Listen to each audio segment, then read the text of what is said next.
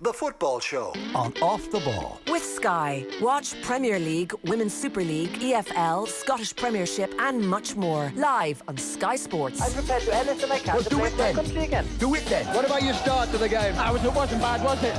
Why should an honest answer be a mistake? How can a modern day manager not have a mobile phone? Why should he? Now, Dan McDonnell is with us of the Irish Independent, of course. Hello. Hi, Joe.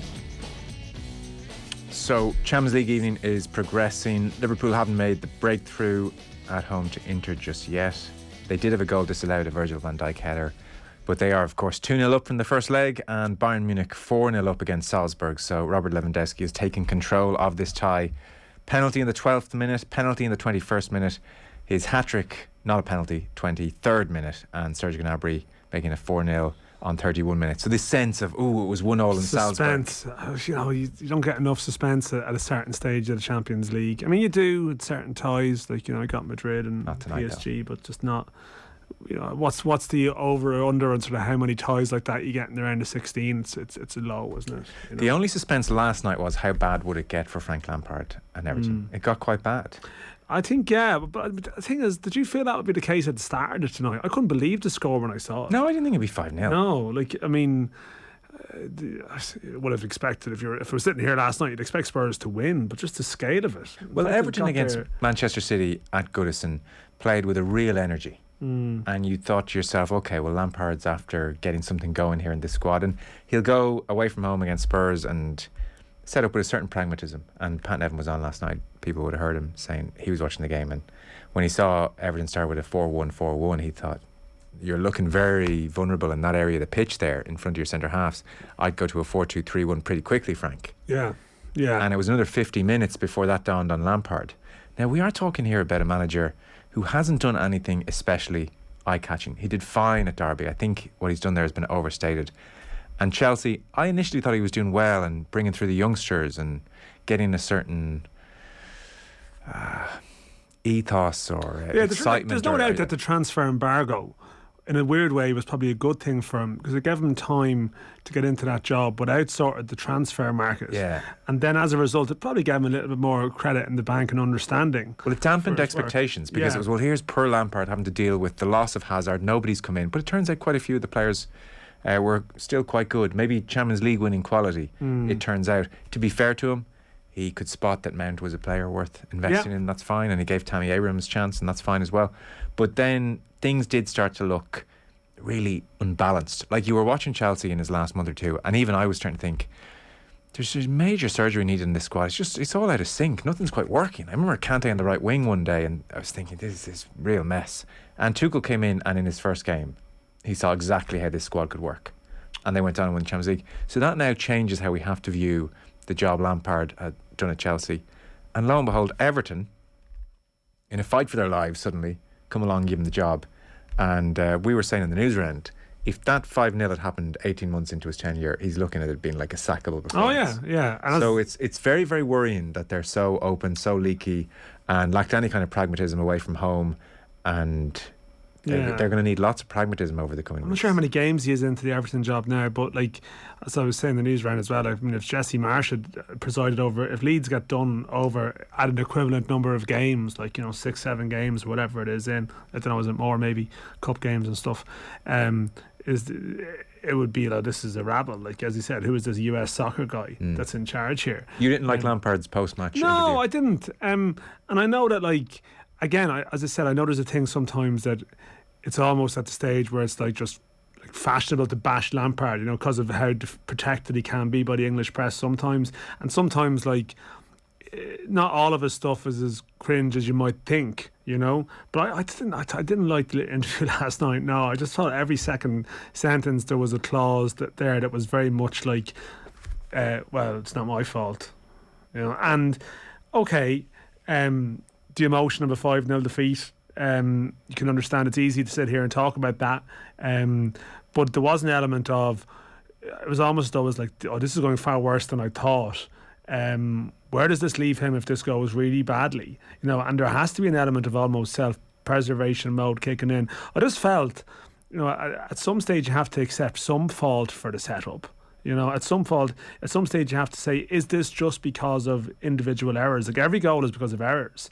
But like, if errors happen like 5 times in a game, then your shape and your structure, and as you say, what Tuchel did at Celtic at Chelsea last year, you know, banks up the point what someone can do given a bit of time. I think if it's in Lampard's second week in the job, it's understandable. And the problem here for Lampard is the general consensus was this could have been 10. This wasn't a case of 4 or 5 bad mistakes where he was let down. This was a team completely destroyed. Yeah, I always remember John O'Shea years ago after Ireland. Remember Ireland got done over 6-1 by Germany when Trapp was manager. It always sort of struck with me like that, you know, teams at that level, even if you're really bad and like second best, you know, he didn't phrase it this way, but you shouldn't be conceding 6 goals in a game. Like, you can manage a game and manage a defeat in such a way that it doesn't turn out into such a sort of a disaster, a rout. And I mean, maybe it can happen, maybe it can be more pronounced at a higher level sometimes, you know, with the quality of attacking players. Like, Kane is amazing at the moment, that they can really punish you when you're bad. And I take all those points into consideration. But I think you're entitled to look for a little bit more from a management team. I know there's been difficulties, bit of the speculation. We would have talked here about, you know, Usmanov and a couple other factors there. But it does sort of feel like a team that's properly getting sucked into this, you know? Yeah, it does. Seamus Coleman. Jamie Carragher, if people didn't see it at halftime, was analysing the goals, and he did not say it with any relish or glee, but he did point out that Coleman, who's still only 33, relatively young, I would say. I know he's approaching 400 games in English football, but this is a guy you suspect who's been ultra professional right the way through his career and isn't carrying any weight, doesn't seem the type who's going to let himself go in that respect. He does have a very serious injury behind him on the other side of the ledger. That's what I was going to say. Well, no, but there did. What Carragher said was, if people missed it, the opening goal comes down the Spurs left hand side. There's a ball played in behind Coleman, and he loses the foot race. Now, I wouldn't say he loses the foot race the way Gary Neville lost the foot race against West Brom all those years ago, but he does lose the foot race. Ball goes in. Michael Keane, with great aplomb, smashes the ball into his own net.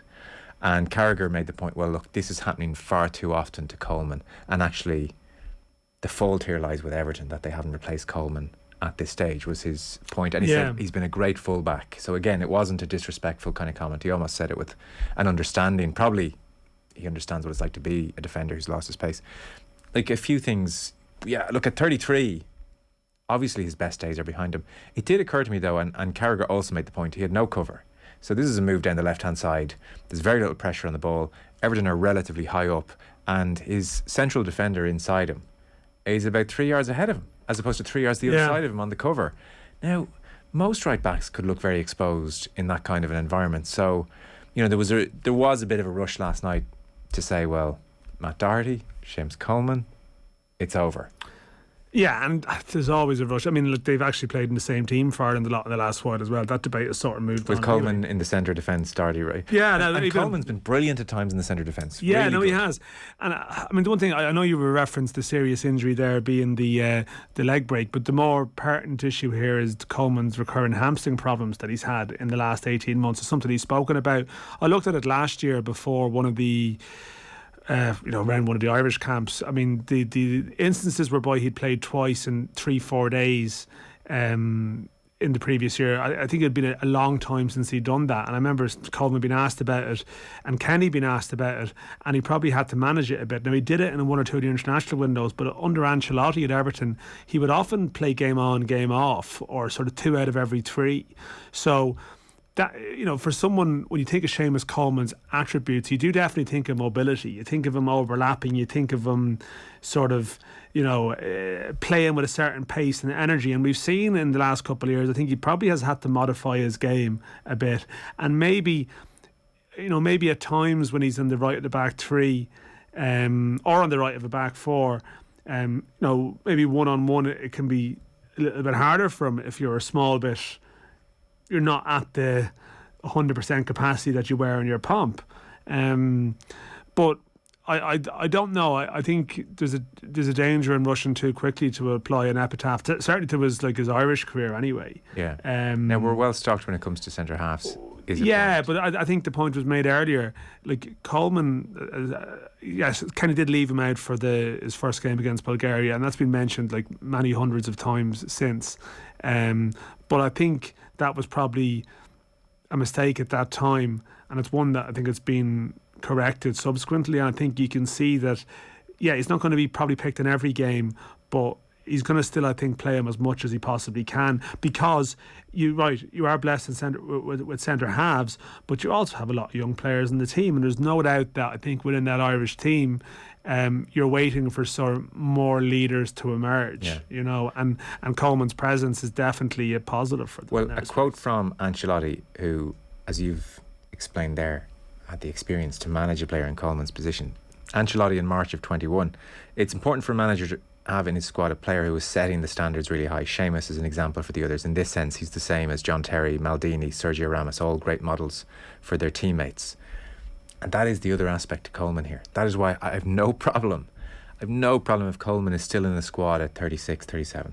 Yeah, I mean, it's look, yeah, sometimes it's, I mean, we were talking a bit before the ads, not on the football show, but look about, you know, Jonathan Sexton and his decision.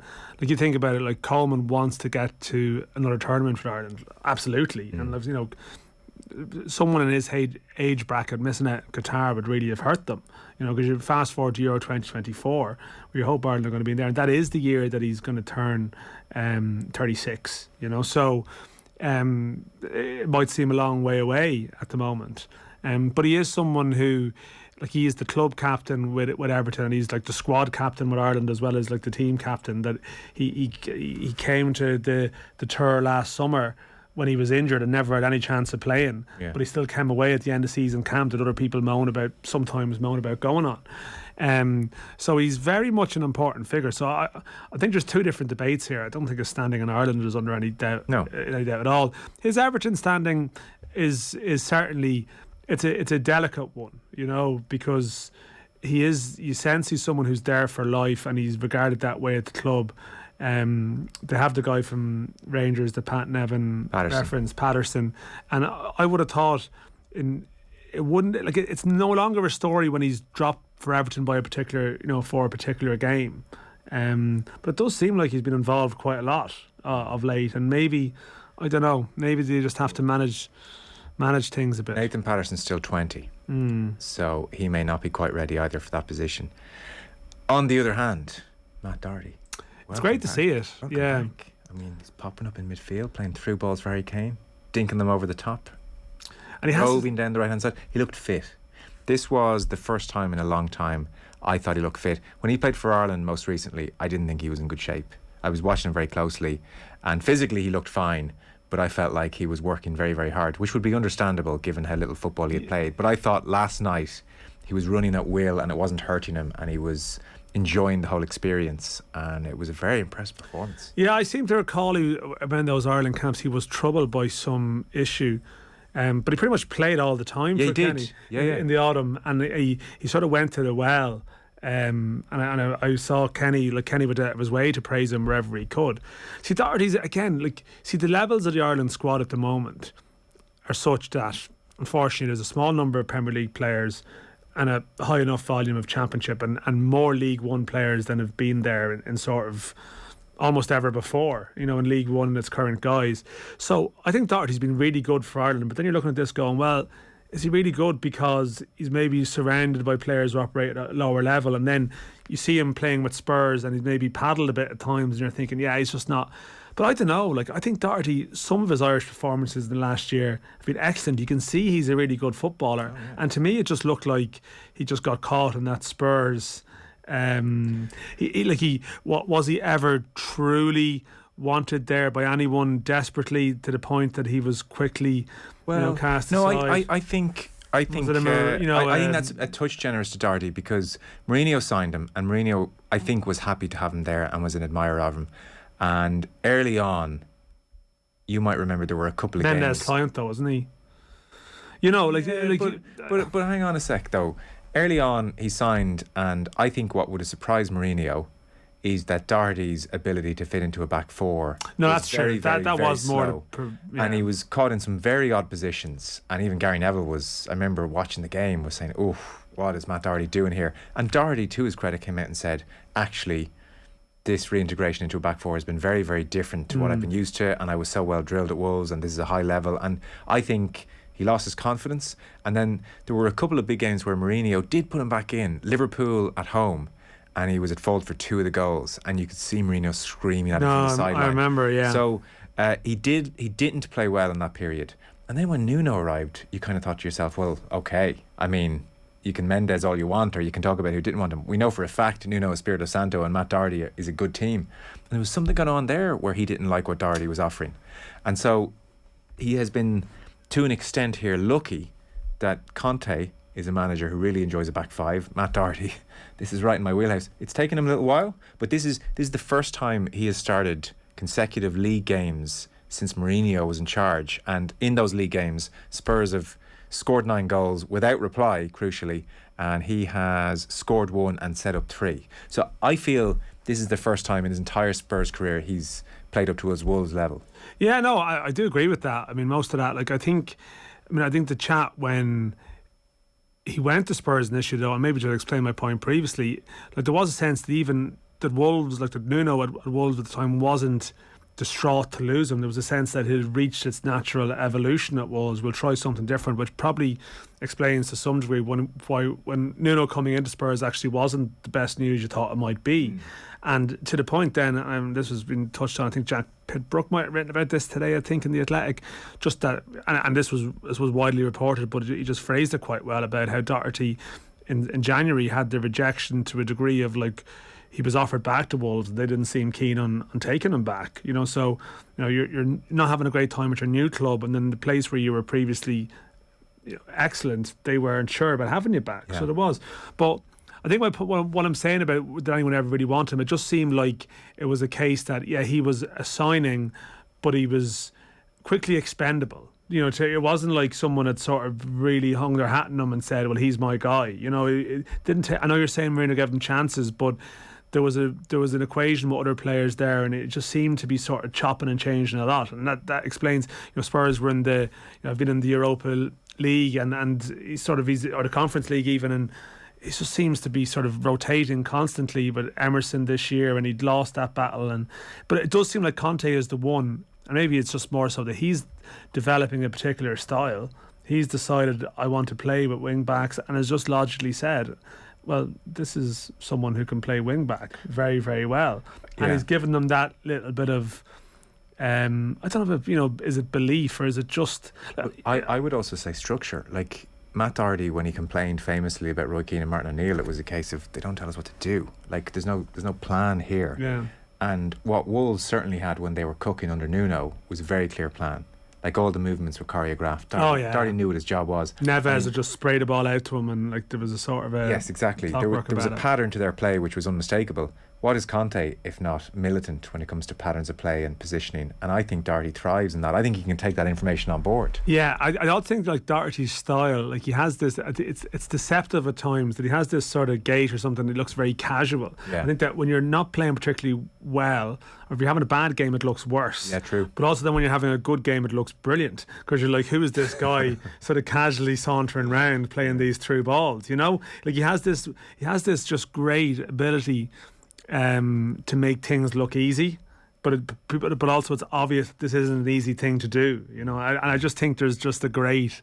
He can be great to watch when he's in that full flight. Well, there was the initial through ball for Kane, which was nice, and then when he sauntered into that mid-right channel and dinked one over for Kane, and the Kane finish is the star of the show, I think we can agree, but it was just a lovely ball and very confident, and as you said, the casual air to it. Yeah, he was so good. I was the game against Portugal and Faro in August, and maybe it's just because I was there, and he played on the left side and he was right in front of us in the first half, and like he's playing on the left side. Okay, he played there when he was younger, but just you could just see the calmness he had. He just had that extra half second on a lot of the other Irish players around them, some of them being central midfielders. Yeah. And for Doherty, again, it just like things, and at that game Ireland needed to relieve the pressure, and Coleman was actually brilliant in that game too. Again, it's only 6 months ago.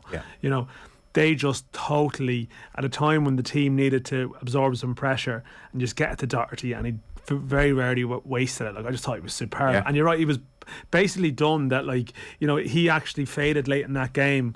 And that was one of the issues that they faced in terms of the late collapse. But you can see, this guy isn't. You hear people say it. He hasn't ended up at a top 6 club by, like, he's not a tourist there. No. He's well able to play there, but he possibly, as you said, just needs the right factors to thrive there. Well, it's a big turnaround from 2 months ago, that's for sure. And he's still only 30, so hopefully he kicks on. We're going to take a short break. 5-0 to Bayern Munich now. Thomas Muller with their 5th goal. Robert Lewandowski with a hat-trick in that game. Still 0-0 at Anfield between Liverpool and Inter as I speak. An amazing Inter goal. Oh, this game has suddenly become interesting. Ooh, 2-1. Alisson turns around. There was not much he could do about that. You see, momentum's a funny thing sometimes. You know, you've got 29 minutes to go. You think you're fine. Liverpool just hit the post a few minutes previously. You know, in a sort of a position where, like, they're home and hosed here. Lautaro with the goal. It was a poor Liverpool clearance. That was the issue. Massive, yeah. And then the ball was given away to Inter. It was a quick 1-2, quick pass inside. Alexis Sanchez gave it to him.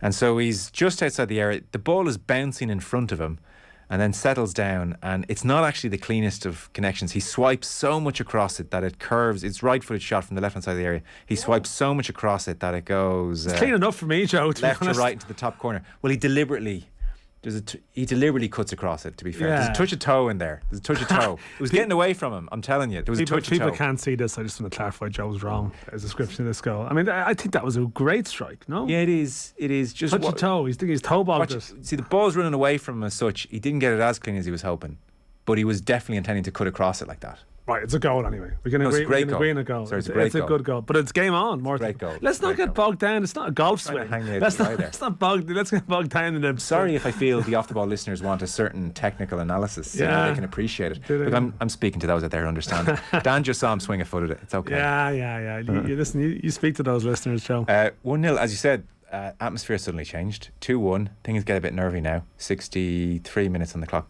We'll take a short break. The football show is brought to you by Sky. Watch every UEFA Champions League and Europa League match live on BT Sport this season. Back in 1 sec. Football on Off the Ball. With Sky. Get more of the sports you love on Sports Extra with BT Sport and Premier Sports.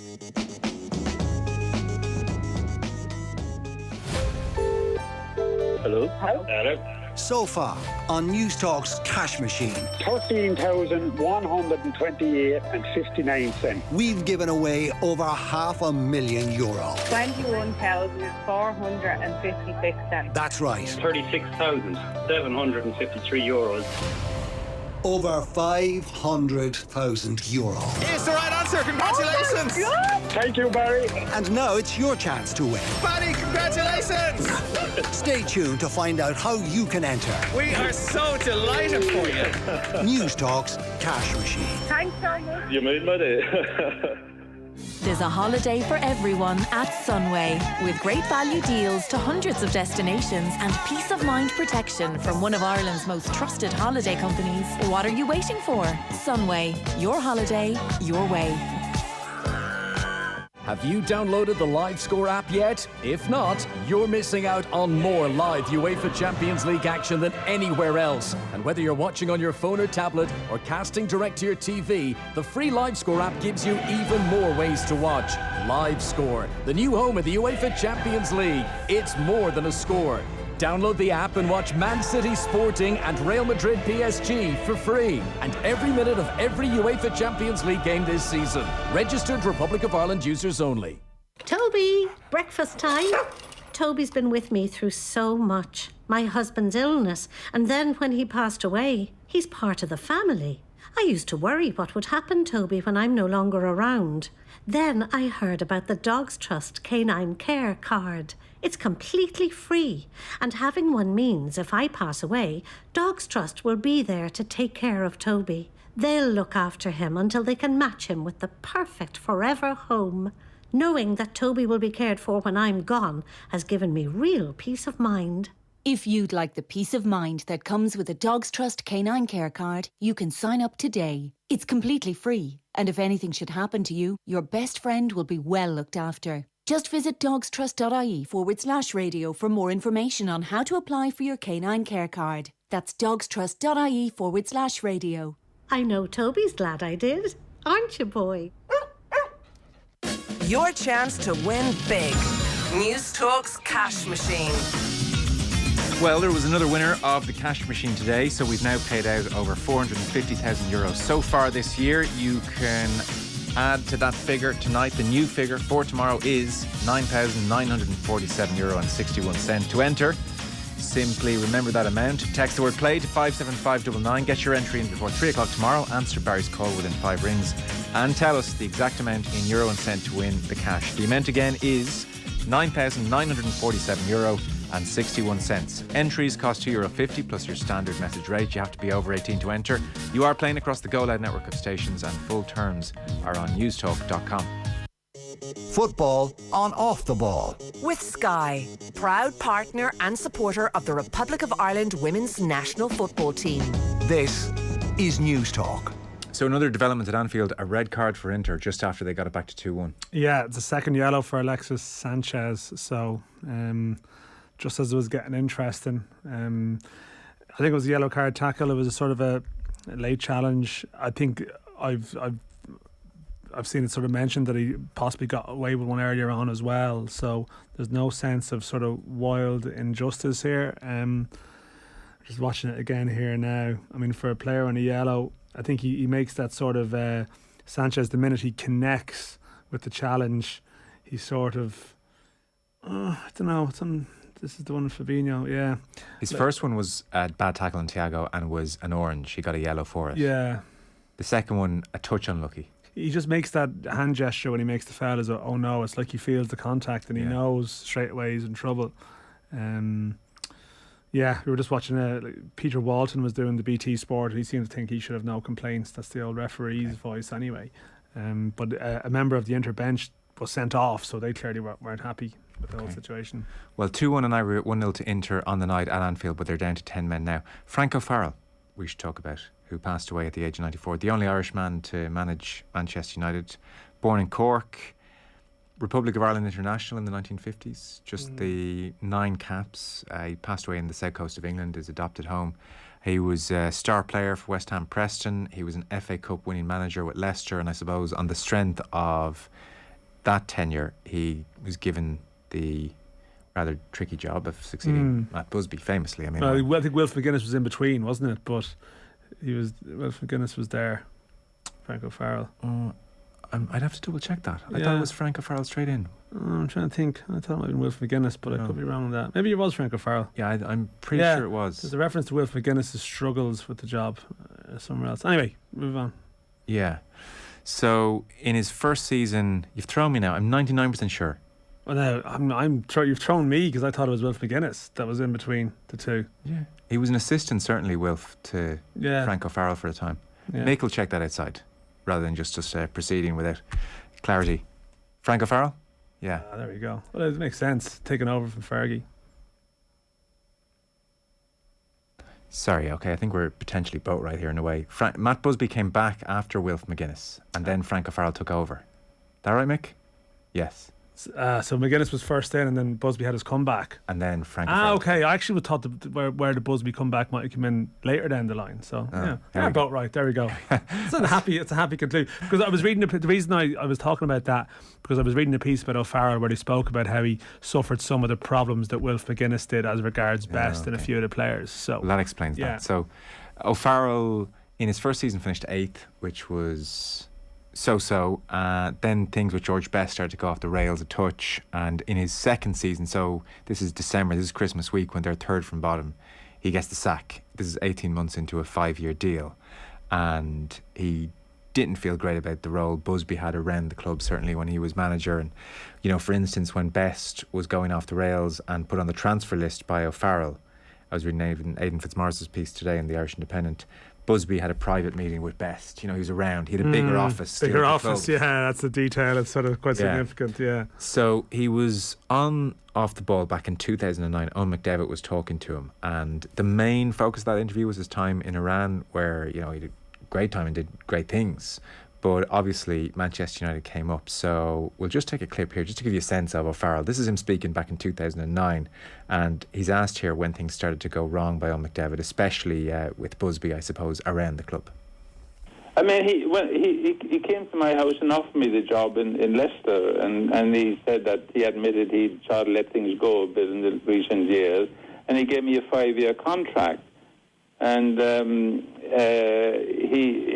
we started off the season well. We were top of the league in October, and he used to write a column for the Daily Mirror, a weekly column, and I got the copy there, and it said, "Frank is probably the best signing I ever made." That's Matt Busby talking. Yeah. You know?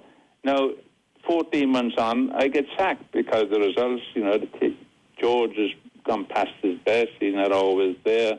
The team wasn't good enough without him. And it took some rebuilding. But you can't rebuild something like in 18 months. It takes longer than that. The state I found the club, there was only one. Sammy McElroy came through from the youth team that established himself. So the whole thing really needed rebuilding, and you can't do it overnight. Was Busby kind of an overbearing presence at the time? Not he wasn't. Insofar as that, he didn't always agree with my decisions. I only had one confrontation with him. We had a function one night, and my wife and I went, and I was required to go. And he spoke to her. It was after a game at Old Trafford. We lost to Spurs 3-0, and we were coming home in the car, and my wife had said that Matt had a word with her. I said, "All right, what did he say?" He said, "Your husband is an independent sod. Why don't you get him to come and talk to me?" No, I used to see him most days, and he shouldn't take messages through my wife to me. You know what I mean? Yeah. It was out of order.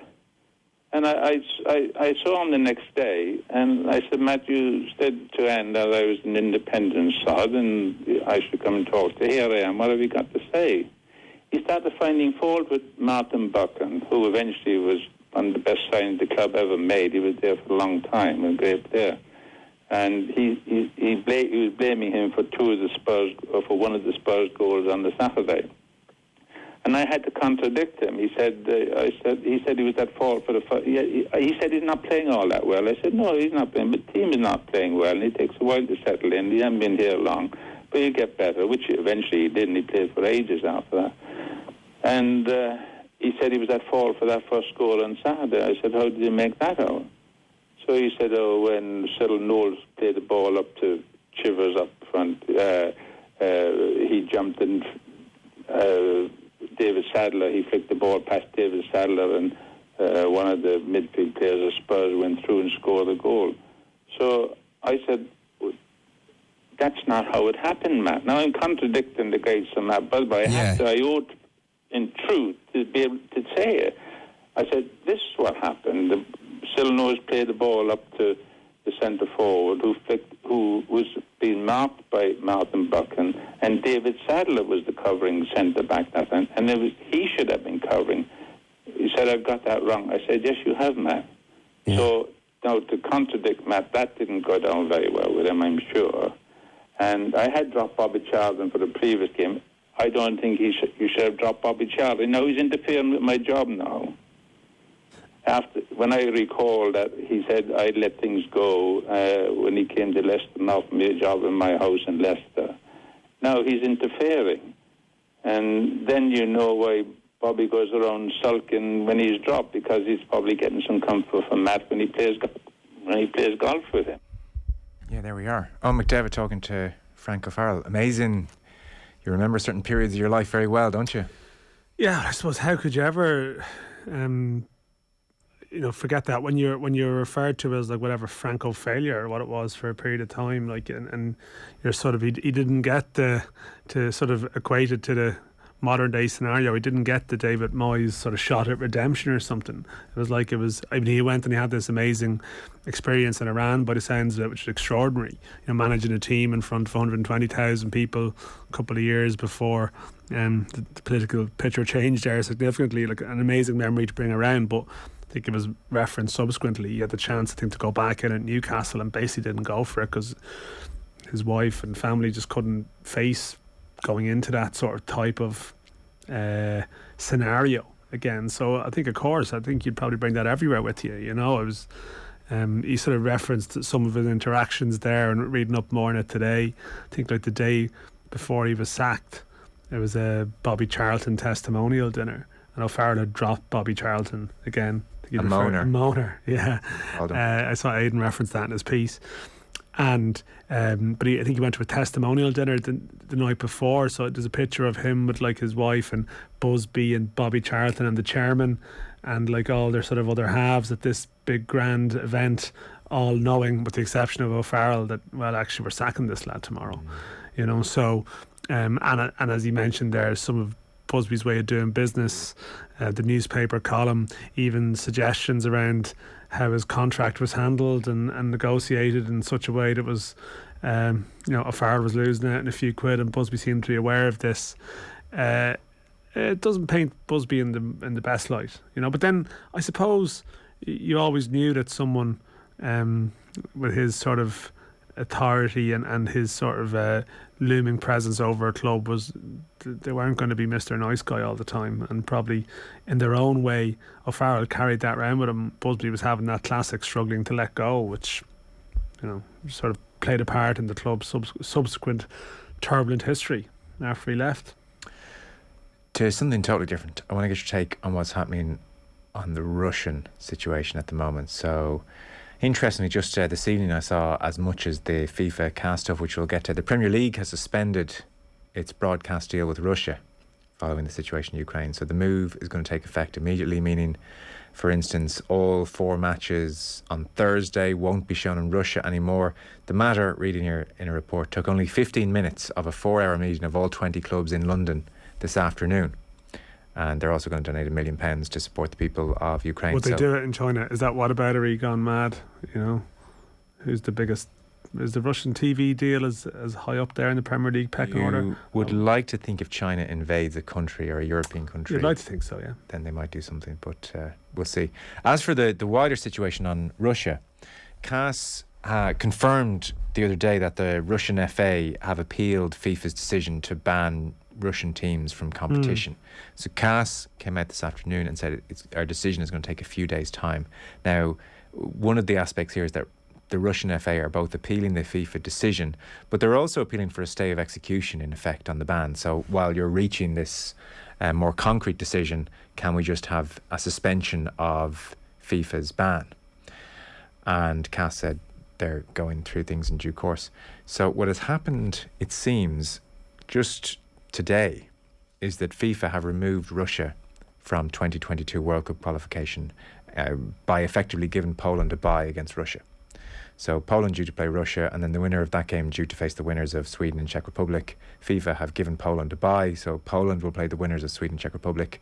Russia, in effect, are no longer in with a chance of qualifying for the World Cup. Now, my read on this is FIFA are worried, and we'll come to the reasons for their worry, because I don't think it's altruistic. They're worried about all hell breaking loose and Poland refusing to play Russia, and then where does that end? But FIFA are worried about CAS bringing Russia back into the fold and Poland refusing to play the game and then things kicking off. And so it seems like they've almost awarded this bye to Poland, and if CAS in a few days' time say, well, Russia's reinstated to competition, FIFA's legal argument will be, that's fine, CAS. They don't actually have a game until after the World Cup next year. There's no Russian fixture upcoming. Yeah, I mean, I'd say it's probably right. I mean, you know, sort of discussing this earlier on, I mean, you know, FIFA will sort of talk about, to some degree, the integrity of maintaining the World Cup fixture schedule and what they needed to do, and yet obviously, you know, the Russian argument will be, well, you've suspended the Scotland-Ukraine playoff until the summer. Why don't you wait until the summer to see how this one plays itself out in the meantime? That's what they will say. I'm not saying that's a satisfactory response. It's just what they will say. Yeah. And there is this suspicion, of course, that it's all fueled by the fact that Russia probably, regrettably, but factually, probably have a very good case with CAS. You know, based on, how do people argue cases with this? They'll look for precedents. They'll look for something in the rule book to support them, or the history books to support them. And I think it's probably easy for Russia to form a case. You know, I mean, we know this. I mean, we know FIFA are sort of not exactly consistent around this, and not to downplay the scale of this, you know, the invasion, you know, the war that has effectively, you know, stemmed from this, and you have to condemn it in every sense. But, you know, FIFA have not taken this stance previously around, you know, you can go back in time, you can, you know, 1992 in Yugoslavia, not being able to participate in the Euros, Denmark stepping in. There have been times in history where the various respective governing bodies have taken decisions, or circumstances have led to decisions having to be taken. But in this instance, I think the point was reference, you know, Syria and some of the struggles they've had in recent years, around sort of not exactly getting full support from FIFA at certain times. So I don't know. Yeah. So the interesting question becomes, assuming CAS uphold the Russian appeal, what rights do Russia then have to say, FIFA have done us dirty here? I mean, they've just given Poland a bye because they figured we were going to win this CAS appeal. You can't let that happen. Yeah, and you got a World Cup in Qatar. I mean, do you remember Infantino had that fascinating meeting last year? I say fascinating, maybe the wrong word, but like it was a meeting that he had with Putin, and they were discussing preparations for the World Cup, but it was like the World Cup in Qatar. Like, why is Infantino going to hang out with Putin to discuss how are things looking for 2022? Gianni couldn't get enough of Putin. Yeah, well, of course he couldn't. But to what extent then, like, does he feel he can poke the bear too much here? You know, like they were effectively pressurised into this, I think. Yeah. FIFA. I mean, they see now like they've made concessions around, say, letting players, like foreign players, leave Russia and Ukraine, and some of them might even could end up here. Who knows? Like, the list is going round. But that's, you know, there's an aspect there where you're probably, some people in Russia could view that as asset stripping. You know, see their club has been weakened, they've been kicked out of the European club competition, as you suggested. But I mean, without being too sort of conspiratorial about it, like, you know, what do Russia know about FIFA? You know, what cards can they play if they go too far with this? You know, we all know how various bidding processes may or may not have played themselves out. Yeah, it's. I mean, it's so trivial in the context of the broader, bigger picture, but you just feel like in a pure football politics, look at things through that prism or whatever. Like, this has the potential to get very messy, to be very complicated. So, I mean, FIFA, you'd assume, are probably lawyered up and taking a certain degree of advice, but I do think there's an element, as you said, your initial sort of, how you posited that initially, they're trying to accelerate, say, as I said earlier, like to make the horse bolt, so you can't go back to it. Yeah, I don't know. That's for sure. Yeah, I don't know either. Like, the CAS decision will be made, but then to what extent FIFA can say, yeah, no, you've no games upcoming, but you're back in. That's the crucial one, and I don't know the answer to that. Again, that'll come down to a point of law, because it's obvious what FIFA have done. Yeah, it's more what the and how CAS operates sometimes. Like, CAS sometimes, you know, it makes judgments, but sometimes that leads to sort of settlements as opposed to necessarily like reinstating teams. Like, again, like how CAS functions sometimes is a sort of a debate in itself. The football show is brought to you by Sky. You can watch every UEFA Champions League, Europa League match live on BT Sport this season. Speaking of the Champions League, it's still 1-0 Inter at Anfield, 2-1 to Liverpool in aggregate. Mo Salah just hit the post, hit the upright. It was a beautiful cross in, and Salah took it on his right foot, half volley. Exactly how he wanted it. We're talking inches out, so that was maybe a chance Liverpool might come to rue. But as things stand, 6 minutes to go, they're still 2-1 up, and Bayern Munich now 7-1 up against Salzburg. So they're jogging home at this stage. We'll take a very short break. Football on Off the Ball with Sky. Get more of the sports you love on Sports Extra with BT Sport and Premier Sports. Have you ever wondered why we laugh? Now, this is the type of laughter that chimpanzees do. Or if you can really die of a broken heart. It's the brain that says, oh, that's painful. Join Professor Luke O'Neill on the Show Me the Science podcast as he tackles a different issue each week. From the serious to the silly, all explained through science. Do bulls get angry at the colour red? New episodes available every Thursday on the News Talk app. Powered by Go Loud. I'm Sam Shed, Power Tool Protector Garden Angel. A mess on the inside, but I know what I saw outside. A cat, no, a man burglar, hopped Sam's back hedge and stole his bike. He couldn't believe it, but FBD did. With no excess to pay, they'll get him back in the saddle. After all, sure, support is what FBD do. Visit fbd.ie today to save 25% on your new home insurance quote.